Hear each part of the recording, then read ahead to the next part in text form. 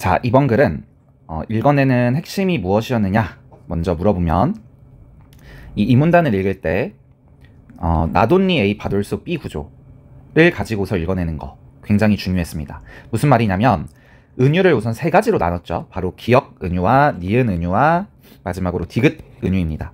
그런데 블루베맨 베르크라는 요 사람이 은유라고 하는 것을 정의할 때 기역과 니은은 아니다, 틀리다, 잘못됐다 이렇게 얘기하진 않았고, 기역과 니은도 나름대로의 의미는 있어요. 그죠? 은유로 인정을 했지만 더 강조하고 싶은 게 디귿 은유였죠. 그래서 나돈니 A 바돌소 B 구조, A도 맞긴 맞아, 근데 B가 훨씬 더 중요한 개념이야, 이런 식으로 뒤에 있는 부분을 강조하고 싶을 때 쓰는 그런 전개 방식을 활용해서 이 문단을 사용했다는 것을 잡아내는 것이 핵심인 지문이었습니다.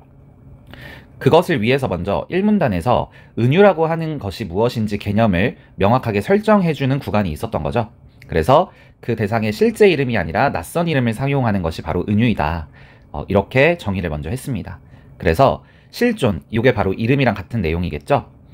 실존에 대해 창조해낸 하나의 상이다, 이게 바로 낯선 이름입니다. 그래서 이것들을 분석하다 보면 인간의 삶의 방식, 인간이 어떤 패턴을 가지고 또 어떤 생각이나 가치관, 사고관을 가지고 살아가는지에 대해서 연구할 수 있다 하는 부분을 1문단에서 설명을 했던 것입니다. 그래서 이 문단에서 은유에 대한 종래의 철학이 이 기역과 니은에 불과했기 때문에 은유의 중요성이 간과되었던 면이 있어 라고 비판을 하면서 디귿 은유가 정말 중요한 은유야 라고 강조했던 내용이 이어지게 되는 것이죠. 그래서 첫 번째, 수사적 기법으로서의 은유는 표현을 위한 어떤 장식, 우리 수식이라 그러죠. 수식한다. 무언가를 꾸며주기 위해서 수사적 기법으로, 문장을 꾸며주는 기법으로서의 은유를 이야기한 것이었고, 두 번째는 불완전한 인식, 그래서 어떤 개념이 형성되기 이전에 잠정적으로 사용하게 되는 필요악이다, 이렇게 보았습니다. 그래서 어떤 사실이 정확하게 무엇인지 그 개념의 진리를 정확하게 파악하지 못했기 때문에 그 이전까지 은유해서 사용할 수밖에 없는 그러한 불완전한 인식을 담고 있는 은유로서의 은유를 니은에서 이야기했던 것이었죠. 그래서 그런 은유 같은 경우에는 필요하지 않죠, 나중에는.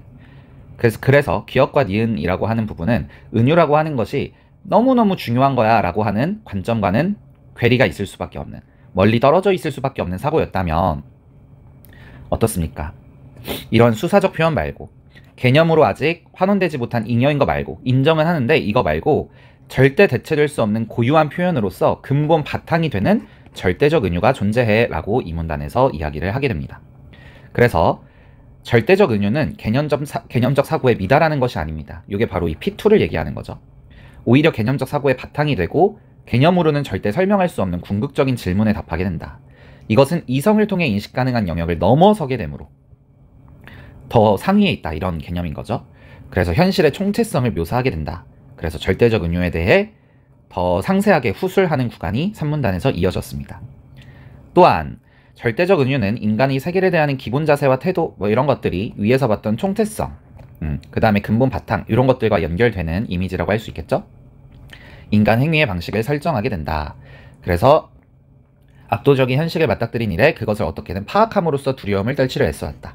그러면 그것을 파악하는 것, 그 압도적인 현실을 파악하는 데 있어서 절대적 은유가 도움이 된다, 이런 내용들이 이어지겠죠. 그래서 그 압도적인 현실에 대한 명백한 형상을 제공하는 것이 절대적 은유고, 그러면 일정한 규칙에 따라 움직이게 되므로 질서가 생겨서 이제 공포의 대상이 아니게 되는 거죠. 그래서 요 압도적인 현실에 대한 공포와 두려움을 은유를 통해서 덜어낼 수 있다, 이렇게 보았습니다. 절대적 은유와 마찬가지로 신화 역시, 신화도 비슷했죠. 그래서 막연한 불안을 구체적 두려움으로 바꿀 수 있다. 여기에서 왜 두려움이 나오지? 아까 두려움을 없앤다 그랬는데, 좀 이해가 안 갔을 수 있는데 어떻게 끌어써서 읽어주셨어야 돼요. 바로 이 공포의 대상은 막연한 불안으로 끌어서 읽어주셔야 되겠죠. 그래서 막연한 불안감을 가지고 있으면 공포스럽죠. 근데 그것을 구체적 두려움으로 바꾸면 좀 나아진다. 왜? 질서가 생기니까. 이렇게 연결을 해서 읽어줬어야 되는 구간이었습니다. 그래서 자신의 안전을 도모하게 된다. 그래서 예시가 나왔죠. 예시는 읽어보시면 좀 상식적인 선에서 이해할 수 있는 내용이었습니다. 그래서 신들의 권능이라고 하는 신화로 인해서 일정한 질서가 생길 거야, 안도하게 되죠. 그걸 뭐라고 요약해서 재진술하며 받아주었냐면 자기 보호 기능이다, 이렇게 잡아준 거예요. 그래서 4문단과 5문단의 초반 부분은 자기 보호 기능, 막연한 불안과 공포와 두려움을 좀 구체적으로 질서를 통해서 파악함으로써 나의 안전을 담보하고 자기를 보호하는 기능을 절대적 은유와 신화가 갖는다라고 보았고요. 여기에서 더 나아가라고 했으니까 하나가 더 나와야 되겠죠? 바로 인간이 추구하는 가치를 함축하는 서사. 어떤 이야기죠, 서사라고 하면. 어떤 가치관이 들어있다는 겁니다. 그 신화를 보면 그 당시의 인간들이 무엇을 추구하고 살았는지를 알 수 있게 된다. 이런 의의가 있다. 이렇게 이야기를 했습니다. 그래서 고정불변이 아니라 선택에 따라 변이가 생길 수 있다. 왜? 그 당시의 관습은 변하는 거니까.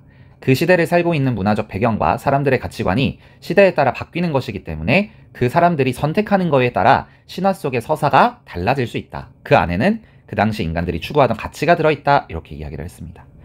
그래서 이런 은유와 신화는 결국에 인간이 자신과 세계를 이해해가는 과정이죠.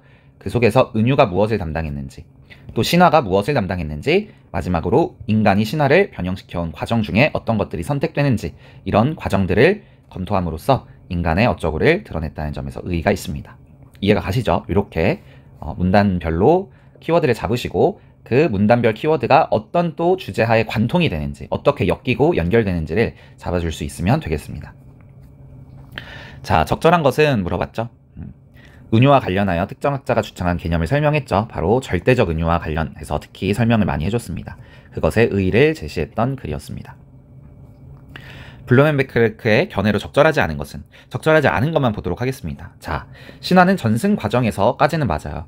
그러나 역사와 무관하다 이렇게 하면 안 되죠. 왜냐하면 그 위에서 뭐라 그랬습니까? 역사적 존재인 인간이 어떻게 무엇을 선택하느냐에 따라 달라지는 거기 때문에 변이는 맞지만 역사와 무관하지는 않습니다.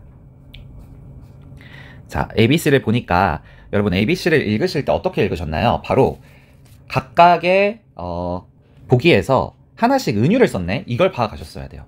은유 하나씩을 설명하고 있네? C 같은 경우에는 심지어 은유를 2번 사용합니다. 그게 뭡니까? 첫 번째, 천상의 기계. 이게 바로 지구와 우주가 만물이 운행하는 법칙을 천상의 기계 이렇게 은유를 했고요.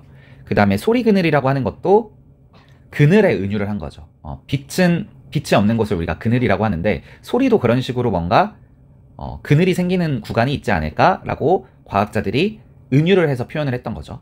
그 다음에 다윈은 종이 갈라지는 것을 마치 사투리나 방언이 갈라지는 것처럼 언어학에 비유를 했고, 그 다음에 부하레몽은 난파되는 것에 비유를 했던 것입니다. 이렇게 은유를 먼저 찾아주시고 이 각각의 은유가 어떤 의미를 갖는지를 파악해 주는 거였습니다.